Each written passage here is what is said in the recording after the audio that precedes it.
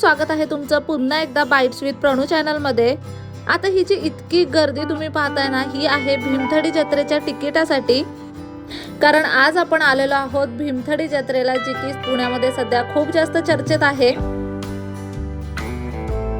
पुण्यातल्या agriculture college ग्राउंडवरती ही जत्रा भरवण्यात आलेली आहे। जत्रेत जायचं असेल ना तर साधारणतः 60 रुपये अशी एंट्री फी आहे। ऑनलाईन किंवा कॅशने तुम्ही तिकीट काढू शकता। 5 वर्षाच्या खाली मुलं असतील ना तर त्यांचं तिकीट इथे घेतलं जात नाही, आणि 5 वर्षाच्या वरची मुलं आहेत ना त्या सगळ्यांचं 60 रुपयेच तिकीट आहे। आम्ही सुद्धा इथे तिकीट काढली आणि आतमध्ये एंटर केलं। अगदी भल्या मोठ्या ग्राउंडवरती ही ना जत्रा भरवण्यात आली, आणि खास आपली ग्रामीण संस्कृती जपली जावी ना म्हणून ही जत्रा भरवण्यात येते। दरवर्षी ही जत्रा असते। ग्रामीण भागातली संस्कृती दाखवण्यासाठी, त्याचबरोबर ग्रामीण भागातल्या लोकांना काहीतरी रोजगाराची संधी उपलब्ध व्हावी, त्याचबरोबर खास करून महिलांना काहीतरी रोजगाराची संधी उपलब्ध व्हावी ना, यासाठी ही जत्रा भरवली जाते। ह्या जत्रेत ना भरपूर असे तुम्हाला बचत गटांचे स्टॉल्स पाहायला मिळतील। खाद्यपदार्थ, हस्तकलेच्या वस्तू, किंवा मग ज्या आपल्या हँडलूमवाल्या साड्या वगैरे आहेत, जे आपण हाताने बनवलेले दागिने वगैरे, असे वेगवेगळ्या कलाकुसरीच्या वस्तू तुम्हाला इथे पाहायला मिळतात।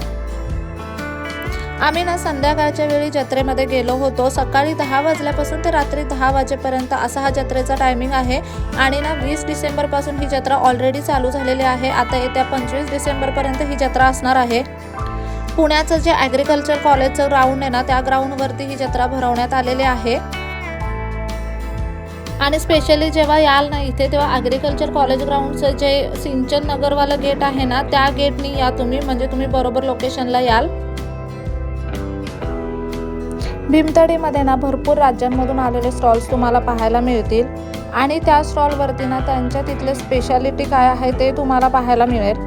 ह्या स्टॉल्समध्ये तुम्हाला खूप वेगवेगळ्या प्रकारच्या किंवा त्या भागात प्रसिद्ध असलेल्या साड्या किंवा कपड्यांचे प्रकार, त्याचबरोबर कलाकुसरीच्या वस्तू पाहायला मिळतील। सध्या ना साड्यांमध्ये चंदेरी सिल्क खूप जास्त ट्रेंडिंग आहे, त्याच्यामुळे इथे सुद्धा ना चंदेरी सिल्कच्या भरपूर अशा व्हरायटी आहेत। इथे तुम्हाला कर्नाटका, उत्तर प्रदेश, वेस्ट बेंगॉल, जयपूर, राजस्थान असे वेगवेगळ्या ठिकाणाहून आलेले स्टॉल्स पाहायला मिळतील, आणि प्रत्येक स्टॉलमध्ये ना काहीतरी छान असं तुम्हाला पाहायला मिळेल। तुम्हाला खूप सुंदर अशा साड्या घ्यायच्या असतील आणि तुमचं बजेट बऱ्यापैकी असेल, त्याचबरोबर छान असे लखनवी कुर्तेच घ्यायचे असतील, इथे बांधणीचं दुपट्ट्यांचं कलेक्शन सुद्धा ना खूप जास्त छान होतं। अगदी छान असे युनिक पीस तुम्ही इथून घेऊन जाऊ शकता। फक्त ना इथली ना स्टार्टिंग प्राइस 1000-1500 रुपयापासून आहे जर तुम्हाला क्लोथ्समध्ये शॉपिंग करायचं असेल तर। त्याचबरोबर तुम्हाला जर ज्वेलरीमध्ये शॉपिंग करायचं असेल तर तुम्हाला 400-500 पासून पुढे ज्वेलरी मिळेल। त्यामुळे ना भीमथडी जत्रा ही सर्वसामान्यांच्या खिशाला थोडी न परवडण्यासारखीच आहे। इथे छान अशी विंडो शॉपिंग करायची असेल, खूप छान अशा गोष्टी पाहायच्या असतील तर तुम्ही नक्कीच येऊ शकता। तुमचं बजेट जर व्यवस्थित असेल तर तुम्ही इथून शॉपिंगसुद्धा करू शकता। इथल्या स्टॉलवरती शॉपिंग करायचं असेल ना तर रेट थोडेसे हायच असतात। इथे ना तुम्ही 100-200 मध्ये काहीही घेऊ शकत नाही। जे काही आहे ते 1000-2000 अशा हजाराच्याच रेंजमध्ये आहे। त्यामुळे इथे येणार असाल ना तर खिशात भरभक्कम नोटा भरून या, आणि नाहीतर नुसतं आलं, मस्तपैकी विंडो शॉपिंग केली आणि भरपूर असं खाद्यपदार्थांवरती ताव मारला ना तरी सुद्धा चालतं। आता हे जे पिलो कवर तुम्ही पाहता ना, साधारणतः 1300 रुपये ही ह्या पिलो कवरची प्राइस होती। त्याच्यानंतर ह्या हाताने विणलेल्या वेगवेगळ्या प्रकारच्या टोपल्या आणि ट्रे होते। इथे ना असे भरपूर सारे स्टॉल्स आहेत, आणि मध्ये त्यांनी खूप छान अशा सजावटी सुद्धा केलेल्या आहेत। जसं की ही एक सजावट तुम्ही इथे पाहू शकता। इथे ना एक पदार्थ किंवा नुसतं जेवण बनवायचं म्हटलं तरी किती प्रोसेस कराव्या लागतात ना, ते त्यांनी इथे दाखवण्याचा प्रयत्न केलेला आहे।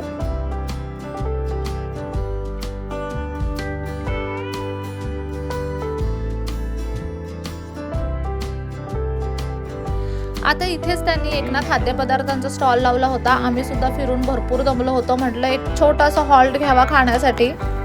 त्यामुळे ना त्याच काउंटरवरून आम्ही इथे इडली घेतली। 20 रुपयाला चहा होता, आणि 60 रुपयाला ही इडलीची प्लेट होती, ज्याच्यामध्ये 2 इडल्या आल्या होत्या, चटणी होती आणि सांबार होतं। कदाचित ना लाल तांदळाच्या ह्या इडल्या केल्या होत्या, आणि ना खरंच ही इडली खूप जास्त छान लागत होती। चटणी खूप कमाल होती, सांबार सुद्धा खूप सुंदर बनवलं होतं। 60 रुपयाच्या मानाने ना अगदीच वर्थ इट होतं, कारण ह्याची टेस्ट खरंच खूप जास्त कमाल होती. त्यानंतर आम्ही इथे ना हेल्दी भेळ घेतली होती. ही मक्याची भेळ होती. 60 रुपये अशी हिची कॉस्ट आहे. यामध्ये सुद्धा त्यांनी कांदा, टमॅटो, थोडासा चाट मसाला वगैरे टाकला आणि ह्याची टेस्टसुद्धा खूप छान होती. पण मला ना स्पेशली इडली खूप जास्त आवडली, कारण इडलीसोबतची चटणी आणि सांबार खरंच खूप छान होतं. त्यानंतर आम्ही पुढे निघालो. इथे आता बाकीचे स्टॉल्स होते जिथे तुम्हाला अगदी फ्रेश असे फ्रूट्स, व्हेजिटेबल वगैरे मिळत होते. आम्ही नेमकंच ना पीक टायमिंगला गेलो होतो. संध्याकाळची वेळ होती, साधारणतः 6-7ची, आणि इथे ना भरपूर प्रमाणात गर्दी होती. इथे ना खूप असे स्टॉल्स आहेत वेगवेगळ्या प्रकारचे, जिथून आपण ना खूप ऑर्गॅनिक अशा पद्धतीचे फ्रूट्स, व्हेजिटेबल्स वगैरे घेऊ शकतो, खाद्यपदार्थ घेऊ शकतो. शेतकऱ्यांकडून थेट ग्राहकांपर्यंत असं तुम्ही म्हणू शकता. त्यानंतर हा एक स्टॉल होता आणि हा जो तुम्ही पाहताय ना, हा काळा तांदूळ आहे. साधारणतः 300 रुपये किलो असं ह्याची प्राईस होती. मॉलमध्ये हा 500-600 रुपये किलो मिळतात असं ह्यांचं म्हणणं होतं.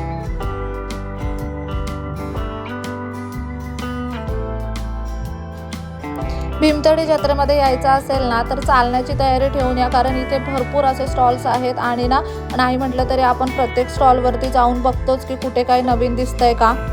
त्यामुळे ना इथे बऱ्यापैकी चालणं होतं. आता हा एक स्टॉल आहे. ह्या दादांकडे ना खूप छान छान अशा आपल्या छत्रपती महाराजांच्या मूर्त्या होत्या. त्याचबरोबर स्वामी समर्थांची मूर्ती, गणपती बाप्पांची खूप सुरेख अशी मूर्त्या ह्यांच्याकडे होत्या. ह्या स्टॉलवरती ना हे बास्केट होते. जर चटईचं मटेरियल असतं ना त्या मटेरियलने हे बास्केट बनवले होते.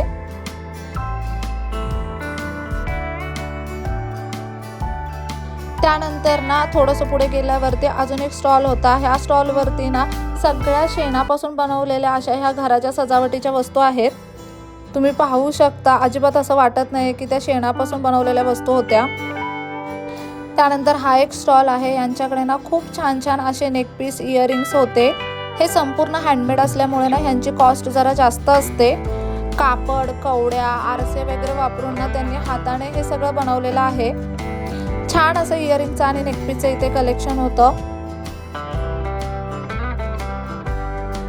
400-500च्या रेंजपासून ह्याची स्टार्टिंग प्राइस आहे आणि मग पुढे जसं तुम्ही घ्याल त्या पद्धतीने ह्याची कॉस्ट आहे.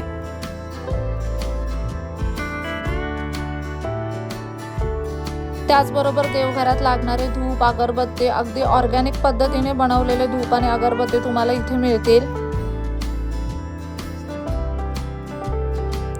जे छोटे गृहोद्योग असतात किंवा जे आपले बचत गट असतात ना, त्या बचत गटातल्या बायकांनी मिळूनच हे स्टॉल लावलेले असतात.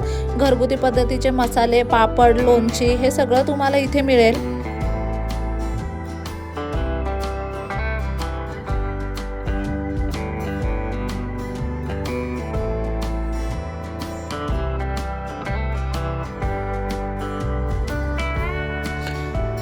ज्वेलरी म्हणा, कपडे म्हणा किंवा घराच्या सजावटीच्या वस्तू, पर्स वगैरे किंवा पापड, लोणची असा वरचा सगळा खाऊ ह्याचे भरपूर असे स्टॉल्स इथे आहेत.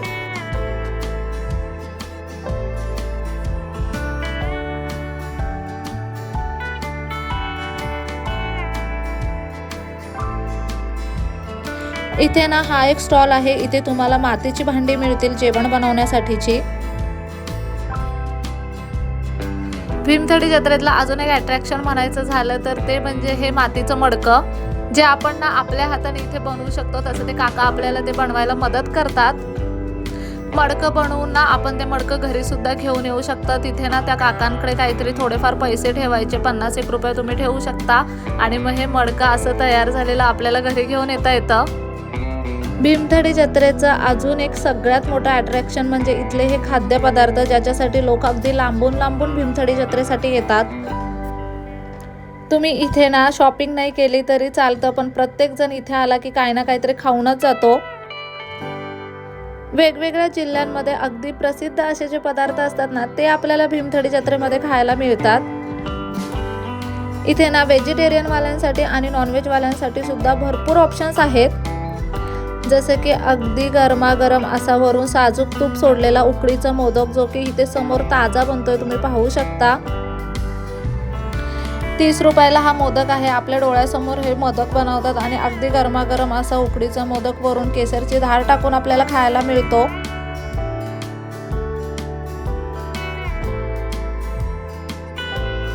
त्याचबरोबर ही हातावर बनणारी खापरवळी ही सुद्धा तुम्हाला भीमथडी जत्रेमध्ये खायला मिळणार आहे। ह्या सगळ्या बचत गटाच्या बायका आहेत किंवा मना घरगुती लोकांनी लावलेले स्टॉल्स आहेत, त्यामुळे अगदी गरमागरम आणि ताजं जेवण तुम्हाला इथे खायला मिळतं।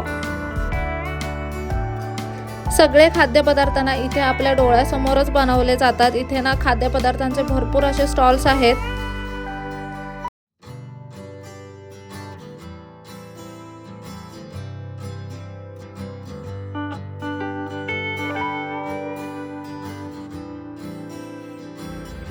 खाण्याचे भरपूर आयटम तुम्हाला इथे मिळतील, जसं की सांबारवडी म्हणा, मासवडीची थाळी, पिठलं भाकरीची थाळी, वांग भरीत, ठेचा, थालीपीठ, वेगवेगळ्या प्रकारचे भजी, खरवस। नॉनव्हेजमध्ये म्हणायचं झालं तर अगदी फेमस अशी बिर्याणी, कोंबडी वडे, मटन थाळी, फिश थाळी, खेकडा थाळी, कोळंबी फ्राय, फिश फ्राय असे वेगवेगळ्या प्रकारचे तुम्हाला पदार्थ इथे चाखायला मिळतील।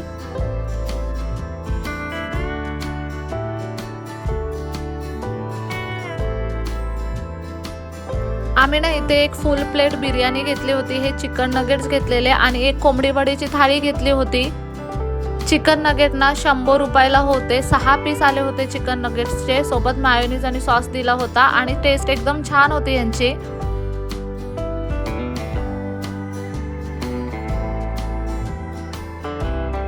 त्यानंतर आम्ही ही चिकन बिर्याणी घेतली होती, 200 रुपयाला फुल प्लेट चिकन बिर्याणी होती। 3 चिकनचे पीस दिले होते त्यांनी, यामध्ये एक रस्सा दिलेला आणि थोडा रायता दिला होता।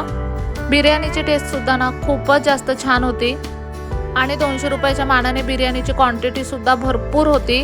हाफ किंवा फुल अशी क्वांटिटीमध्ये तुम्ही बिर्याणी घेऊ शकता। त्यानंतर आम्ही इथे ना कोंबडी वडे थाळी घेतली होती, ज्यामध्ये 4 कोंबडी वडे आले होते, सुक्कं चिकन होतं, रस्सा चिकन होता आणि भात दिला होता, थोडंसं सलाड दिलं होतं, सोबत कांदा लिंबू असं। 300 रुपयाला कोंबडी वडे थाळी होती आणि कोंबडी वडे थाळीची टेस्ट सुद्धा छान होती। अशा पद्धतीने ना आम्ही भीमथडी जत्रेमध्ये भरपूर फिरलो, भरपूर मजा केली। तुम्ही भीमथडी जत्रेला जाऊन आलात का मला कमेंट करून नक्की सांगा। आणि जर अजून नसेल गेलात तर 25 डिसेंबरपर्यंत ही जत्रा आहे, त्याच्यामुळे तुम्ही अजून सुद्धा इथे जाऊ शकता। लोकेशन आणि टायमिंग मी डिस्क्रिप्शन बॉक्समध्ये दिलेलंच आहे। चला तर मग तोपर्यंत आजचा व्हिडिओ कसा वाटला ना मला कमेंट करून नक्की सांगा। नेक्स्ट व्हिडिओमध्ये भेटूया, तोपर्यंत मस्त खा, भरपूर फिरा आणि आनंदी राहा।